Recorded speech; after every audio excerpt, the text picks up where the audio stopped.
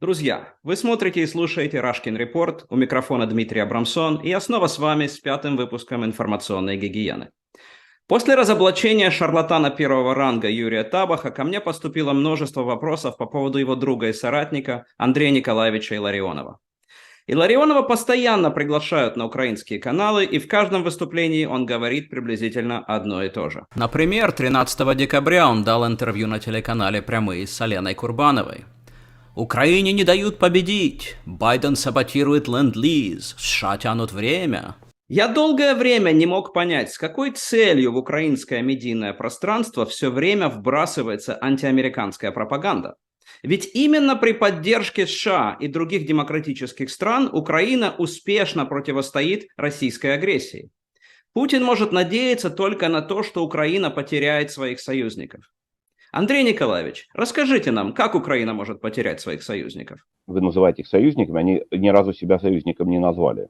Андрей Николаевич, но ведь эти не союзники поставляют в Украину беспрецедентную помощь, благодаря которой Украина успешно обороняется и освобождает территории. И та самая пипеточная помощь, про которую вы сейчас намекнули, и про которую я уже рассказываю уже несколько месяцев, является одним из свидетельств того, что это не союзники, а партнеры. Андрей Николаевич, но ведь эти партнеры все равно на стороне Украины. Здесь не может быть никакого подвоха. Это является официальной позицией нынешней администрации Байдена по отношению к Украине.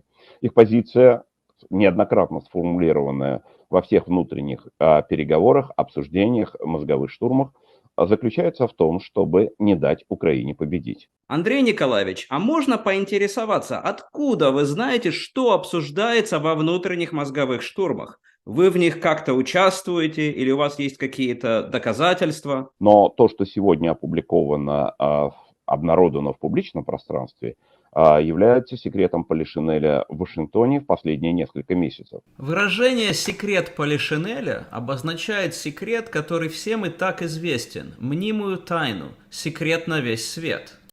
Андрей Николаевич, ну это же гениально. С одной стороны, все и так знают, что это официальная позиция администрации Байдена. А с другой стороны, вам не нужно предоставлять никакие доказательства, потому что об этом и так все знают. С ваших же слов.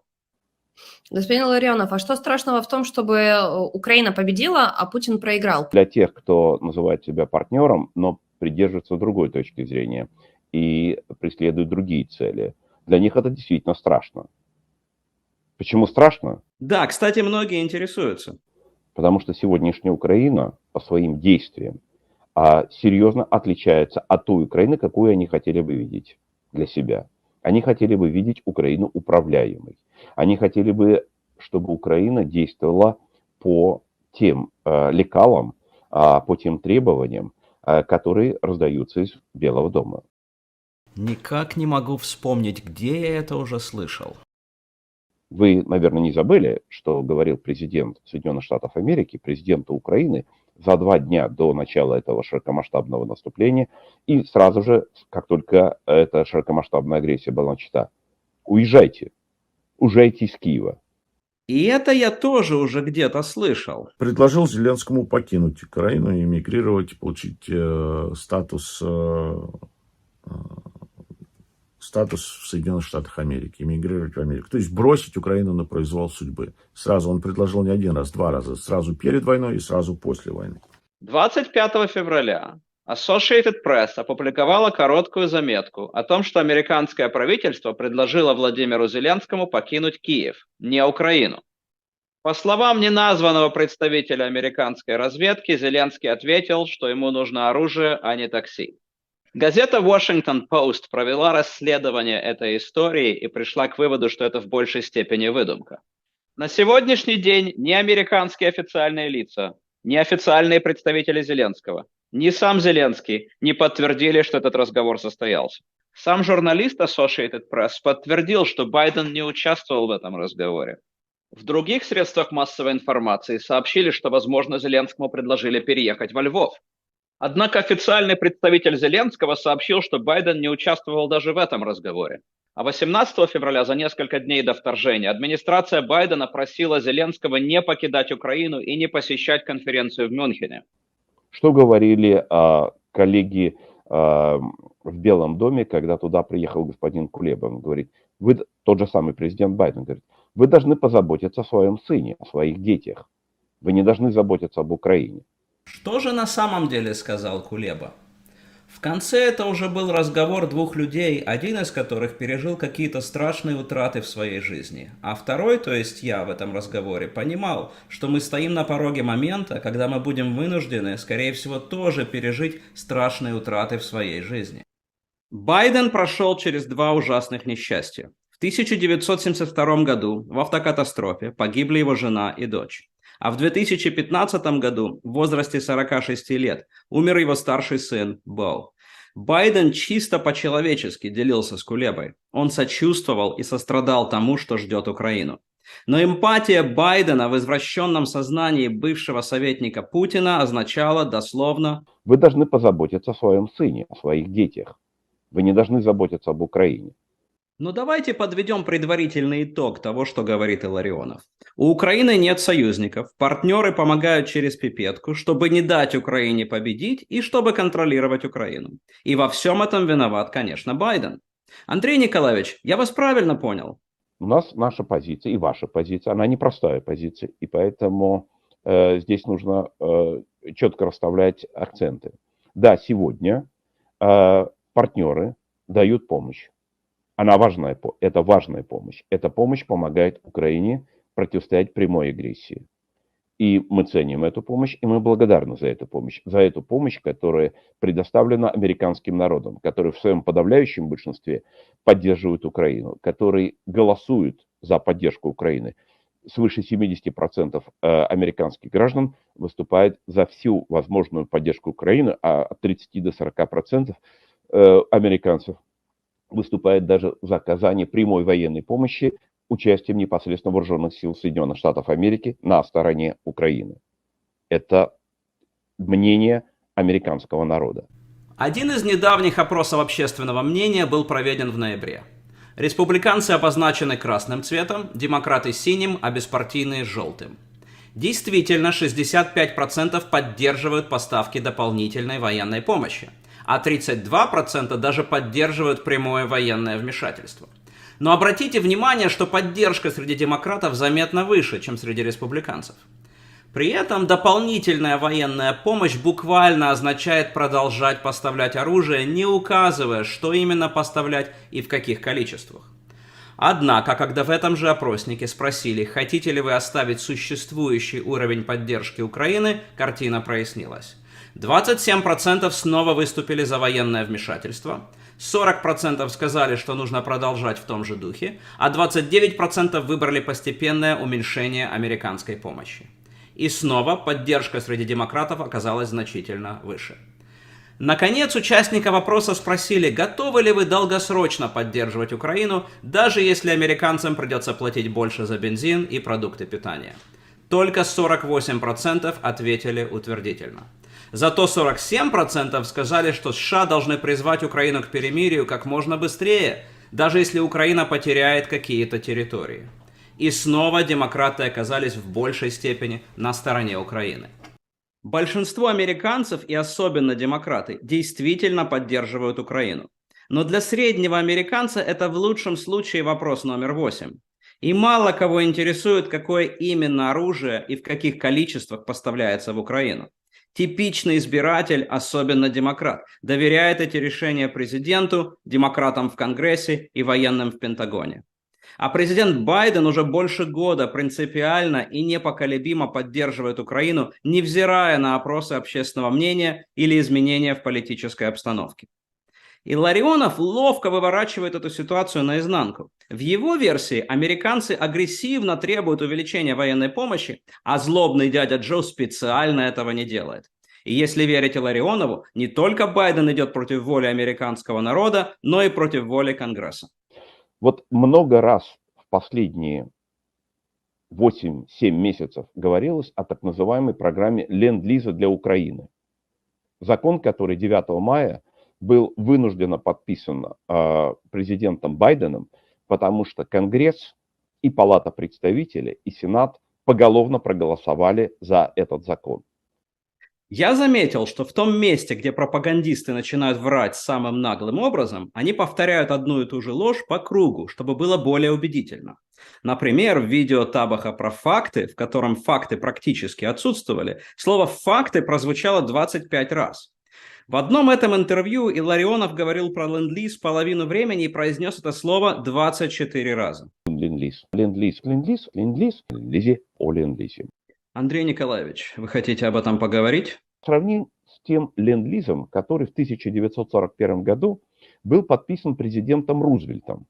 Все знают о первом законе о ленд-лизе, но за последние 80 лет американская система помощи другим государствам значительно изменилась. В контексте нашей беседы 1961 год оказался примечательным сразу по двум причинам.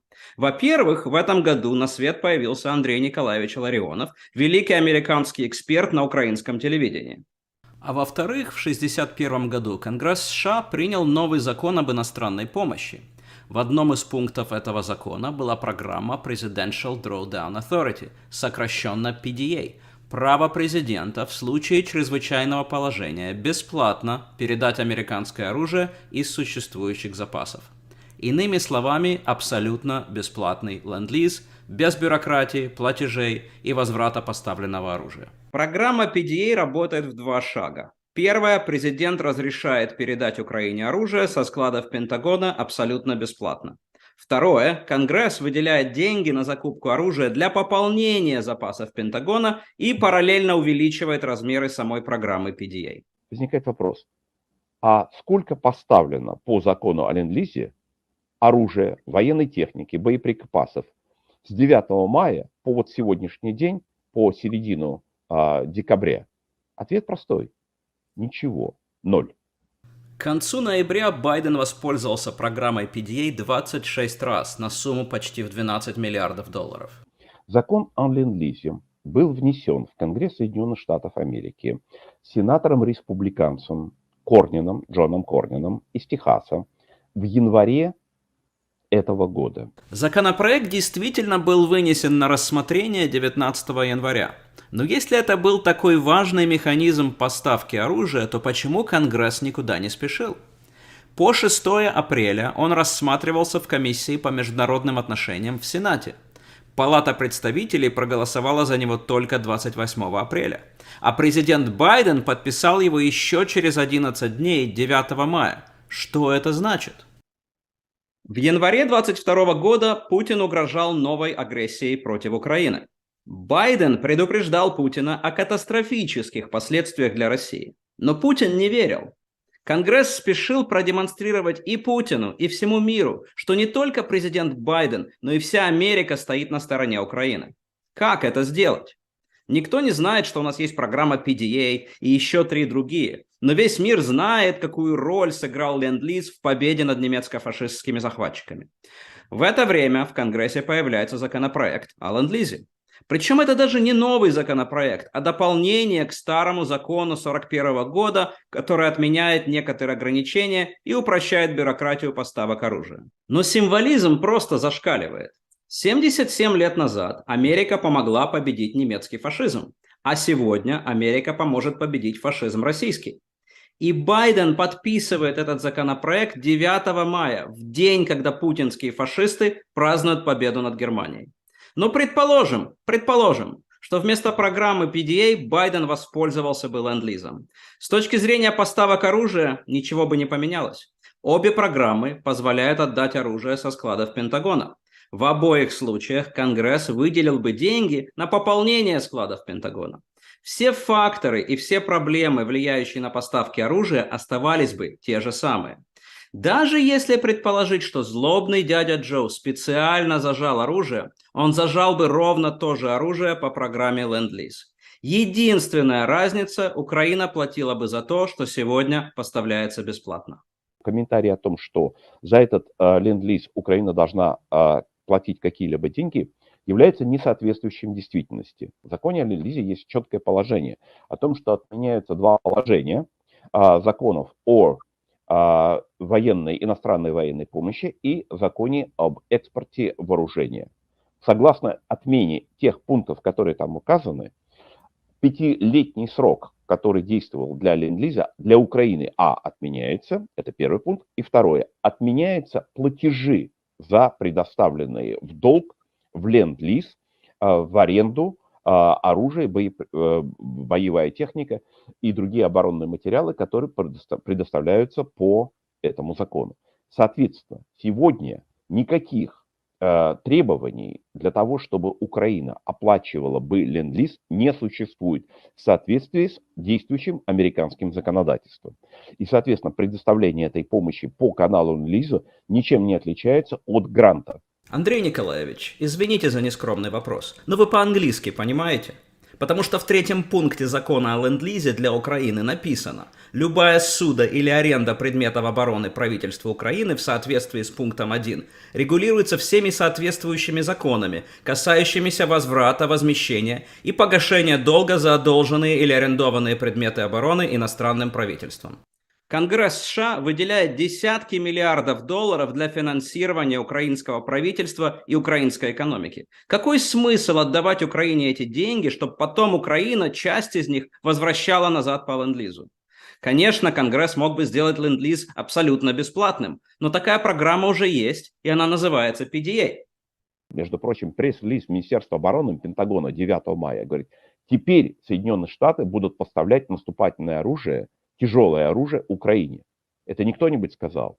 Это пресс-релиз Министерства обороны Соединенных Штатов Америки. Ссылайтесь на эти документы. Да, Андрей Николаевич, давайте ссылаться на документы. В пресс-релизе Министерства обороны от 9 мая объясняются изменения в законе о ленд-лизе. И, кстати, сколько денег получит американская казна в разных сценариях использования этой программы. В нем нет ни слова о поставках наступательного оружия или о поставках тяжелого вооружения. Там вообще не сказано, что ленд-лиз будет использоваться. Ну что, Андрей Николаевич, расскажите нам что-нибудь про дезинформацию. Что нам стали рассказывать? Нам придумали историю. Говорит, он пойдет через 60 дней. Тогда придумали новую дезинформацию о том, что этот закон начнет работать с 1 октября. Теперь вам придумали новую дезинформацию, что этот закон начнет работать со следующего года. Андрей Николаевич, я, конечно, понимаю, что специалист вашего уровня не читает мои посты. Но еще 13 мая я написал: с ленд-лизом или без, кошелек США находится в руках Конгресса. Последний пакет помощи Украине и союзникам на 13,5 миллиардов долларов был принят 9 марта. Эти фонды заканчиваются, поэтому президент Байден сделал новый запрос на 33 миллиарда, а Конгресс увеличил эту сумму до 40 миллиардов. Если бы ленд-лиз магически позволял Байдену отдать неограниченное количество оружия без вмешательства Конгресса, то зачем Конгресс заморачивался и продолжает заморачиваться с выделением денег? Но Украина получила, объективно говоря, надо тоже это знать, по 4 другим каналам, есть 4 других канала, по которым Украина получает военную помощь. Сколько? Мы знаем эту цифру. 12,7 миллиарда долларов. Нет, Андрей Николаевич, объективно Украина получила почти 12 миллиардов только по программе PDA. И сейчас эта цифра еще выше. Миллиарды были выделены на программу Ukraine Security Assistance Initiative, или сокращенно USAI. По этой программе США закупают новое оружие для Украины напрямую у американского военно-промышленного комплекса. Миллиарды были выделены на программу Foreign Military Financing, или сокращенно FMF, чтобы Украина сама могла купить себе оружие. Миллиарды долларов были выделены для наших европейских союзников, чтобы возместить их поставки оружия в Украину. А если добавить финансовую и гуманитарную помощь, то эти цифры нужно умножать в несколько раз. Но самое интересное было дальше, когда Илларионов сам начал удивляться, почему украинские официальные лица отказываются поддерживать его фейк. А скажите, пожалуйста, а вы слышали ли, чтобы кто-то из украинских дипломатов или вообще из украинского руководства говорил бы о необходимости ленд-лиза? Говорили ли представители украинской дипломатии, представители украинского руководства о ленд-лизе? Это выступление представителя украинской дипломатии, посла Украины в Соединенных Штатах Америки, в Вашингтоне, Оксаны Маркаровой, которая сказала, нам не нужен ленд-лиз. Он вреден, ленд-лиз, потому что этот ленд-лиз за деньги. И поэтому Украина рано или поздно должна оплачивать этот ленд-лиз, и поэтому он нам не нужен. Поэтому давайте лучше какие-то другие вещи. Дословно посол Украины в США Оксана Маркарова сказала абсолютно точно. Ленд-лиз – это дополнительный инструмент, который мы, надеюсь, будем применять активнее в случае необходимости, когда мы будем видеть, что заканчиваются средства в других программах. Я не вижу и не слышу, чтобы в публичном пространстве была бы какая-либо, не то чтобы кампания, но хотя бы отдельные выступления, которые бы напоминали партнерам о том, что Соединенные Штаты Америки в лице высшего законодательного органа этой страны, Конгресса Соединенных Штатов Америки, принял закон, который предоставляет президенту Соединенных Штатов Америки неограниченные права по поставкам оружия Украине. Все интервью Илларионов переплетал правду с обманом и в результате приходил к фантастическим выводам. Телеведущая Алена Курбанова, назвать ее журналисткой язык не поворачивается, все интервью кивала и соглашалась с этим потоком лжи, но в конце она задала единственный адекватный вопрос. Я украинка, у меня украинский паспорт. Давить на американцев я не могу никоим образом. Вот если мы возьмем всю вашу аргументацию, все, что вы сейчас рассказываете, вы считаете, что мы сможем как-то поменять политику Соединенных Штатов Белого дома, сказать, мы все знаем, мы понимаем, что вы хотите дотянуть до сентября, вы хотите оставить нас без ленд-лиза. Неужели это возымеет какую-то помощь? То есть я не совсем понимаю, как правильно инструменты, которые вы даете, использовать. Важно, чтобы в общественном мнении Украины не звучали слова «мы не хотим получать ленд-лиз». Потому что если говорить, нет, подождите, но они же звучат, они говорят, потому что он дорогой, потому что надо за него платить, потому что он нам не нужен. Тогда те же партнеры, вот эти самые американские партнеры, подождите, это не мы не хотим вам давать, это вы не хотите получать. Тогда позиция заключается, говорит, нет, мы хотим получать. Более того, нам это нужно. Более того, у вас принят закон. За этот закон проголосовал весь Конгресс, за этот закон проголосовал весь Сенат. Этот закон, эту помощь поддерживает подавляющее большинство американского народа. Причем весь американский народ, и республиканцы, и демократы, независимо от своей политической принадлежности. Мы все выступаем за ленд-лиз. Когда будут поставки по ленд-лизу? Вы представляете, как это выглядит в Америке? Мы поставляем бесплатное оружие, но Украина хочет за это платить. Это палата номер 6. Украина получает беспрецедентную помощь от США, и в то же время помощи может быть недостаточно. Эти два утверждения не противоречат друг другу. Если бы Илларионов призывал к увеличению поставок оружия, какая разница по какой программе? Это была бы рациональная позиция, которую можно было бы рационально обсуждать. Я тоже хотел бы, чтобы в Украину поступало как можно больше оружия, как можно быстрее. И в меру своих возможностей я призываю к этому в Америке, на английском языке. Но для того, чтобы делать это эффективно, нужно понимать внутреннюю кухню американской политики, как работают рычаги власти и кто на самом деле на стороне Украины. Поэтому вопрос не в том, почему Байден не пользуется ленд-лизом. Вопрос, почему ленд-лиз не дает Илларионову покоя. И заодно, почему он борется за увеличение американской помощи на украинском телевидении. Ответ на первый вопрос достаточно очевидный. Иллюзия того, что злобный дядя Джо единолично может отдать Украине любое оружие в неограниченных количествах, позволяет Илларионову полностью выгородить Конгресс из этого уравнения. Зачем? Затем, что в Конгрессе находятся его политические союзники, сторонники Дональда Трампа. И эти трамписты уже неоднократно голосовали против пакетов помощи Украине, в том числе против выделения денег, поддержки НАТО и даже против самого ленд-лиза. Признание того, что от Конгресса зависит украинская поддержка, означает говорить правду о трампистах, которые открыто выступают против Украины. Например, 18 октября, за пару недель до выборов, лидер республиканцев в Палате представителей Кевин Маккарти заявил: «Я думаю, что люди будут сидеть в рецессии, и они не будут выписывать Украине карт-бланш».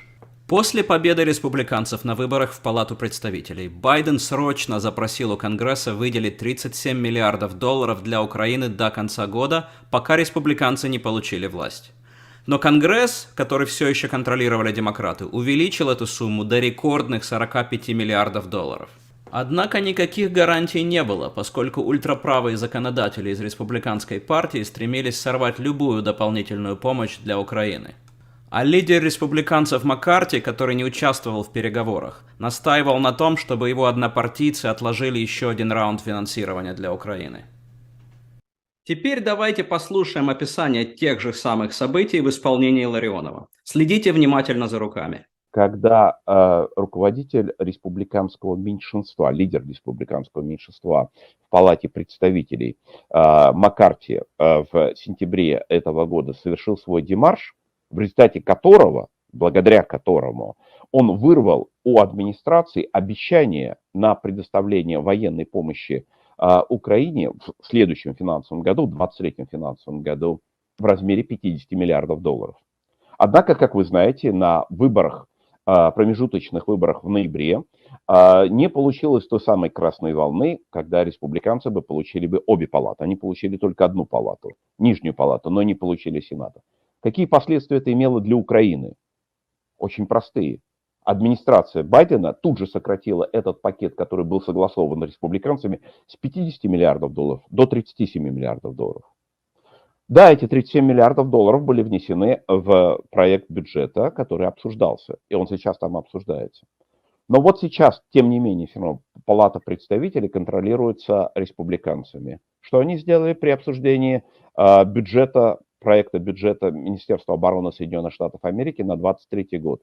Первым решением они увеличили финансовую военную помощь Украине.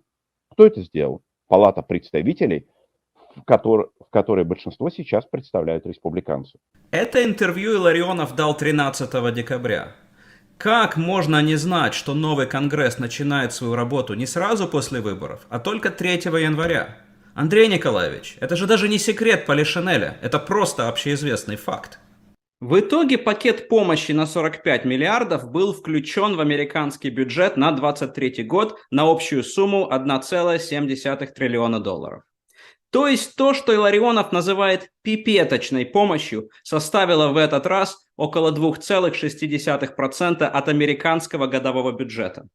Илларионов этого еще не знал, но в Палате представителей за весь американский бюджет проголосовали 215 демократов и всего 9 республиканцев. И все-таки зачем Илларионова приглашают на украинское телевидение? Может быть, у него есть какие-то особые знания про Путина, или может быть, у него есть репутация серьезного аналитика? За неделю до 24 февраля Илларионов написал в своем блоге, почему Путин не будет вести большую войну в Украине.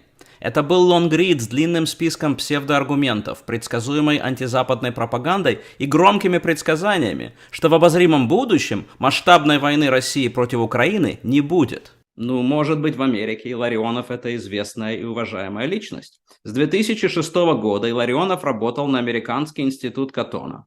Это действительно известная либертарианская организация, очень близкая к республиканской партии. Но в начале 2021 года Илларионов был уволен. За что? За распространение теорий заговора об американских выборах и штурме Капитолия. В этом потоке лжи и демагогии, о котором нужно делать отдельную передачу, Илларионов заявил, что неизвестно, кто победил на президентских выборах 2020 года, что Трамп не призывал к штурму Капитолия, что протестующие не применяли холодное оружие, а штурм Капитолия вообще был провокацией спецслужб. Нарочно не придумаешь, но Илларионова буквально уволили за антиамериканскую пропаганду. Во всех уважающих себя американских СМИ человек, отрицающий результаты демократических выборов, это персона нон-грата. Поэтому в Америке Илларионов пользуется популярностью разве что среди русскоязычных трампистов. И этого человека регулярно приглашают на украинское телевидение. А Илларионов идет выступать на украинские каналы, потому что больше никуда не приглашают. Это бесплатный сеанс психотерапии, где ему дают полностью выговориться. Но, может быть, Илларионов действительно эффективно борется за увеличение помощи для Украины не только в Украине. Русскоязычные трамписты Табах, Илларионов, Пинкус, Дашевский и еще несколько единомышленников объявили об акции возле Белого дома с требованиями начать поставлять оружие по ленд-лизу. 1 января 2023 года в 13:00 у стен Белого дома пройдет первая акция в поддержку старта ленд-лиза для Украины. Я призываю всех неравнодушных принять участие в этой мирной акции. Илларионов опубликовал фотографии с этого пикета в своем блоге. Как вы сами видите, на митинг пришли тысячи. Да нет, десятки тысяч человек. Теперь уже точно, без ленд-лиза дело не обойдется. Ну а дальше как в анекдоте. Теоретически они провели акцию возле Белого дома. А практически они поговорили об этом на YouTube. Если вы живете в Украине, я понимаю, насколько для вас сейчас важно все, что происходит в Вашингтоне. Но ваши самые главные активы в Америке – это президент Байден и двухпартийная поддержка. И если вы будете слушать шарлатанов и вмешиваться во внутреннюю американскую политику, то вы рискуете потерять и то, и другое. Каждый раз, когда президент Байден делает запрос на новый пакет помощи, все демократы до одного и подавляющее большинство республиканцев голосуют «за». Однако Нижняя палата оказалась сейчас в зависимости от фракции трампистов, которая открыто выступает против Украины. Трамп, его союзники в Конгрессе и главный телетрампист Такер Карлсон успешно настраивают часть американцев против Украины. И это видно в последних опросах общественного мнения. И Ларионов, Табах и другие делают то же самое, настраивая украинцев против Америки. Если они преуспеют в своей пропаганде, если они убедят критическую массу граждан Украины в ненависти к самому главному союзнику Украины, то количество оружия от этого не увеличится. Но какая будет реакция у американцев, особенно демократов, если они увидят, что в Украине не ценят американскую поддержку, что десятки миллиардов – это пипеточная помощь, что они ненавидят американского президента, который эту помощь предоставил? Теперь давайте вспомним, с чего мы начали. Потеря американской поддержки – это ровно то, на что надеется Путин. Андрей Николаевич, за вами последнее слово. Вы понимаете, как вас, украинское общественное мнение, в течение всех этих месяцев вводили в заблуждение? Как вас дезинформировали о том, что происходит в Соединенных Штатах Америки и кто какую позицию занимает? Вы должны это иметь в виду. И вы должны сами уже, не только с нашей помощью, те, кто старается, но и сами идентифицировать эти дезинформационные кампании, которые направлены против вас.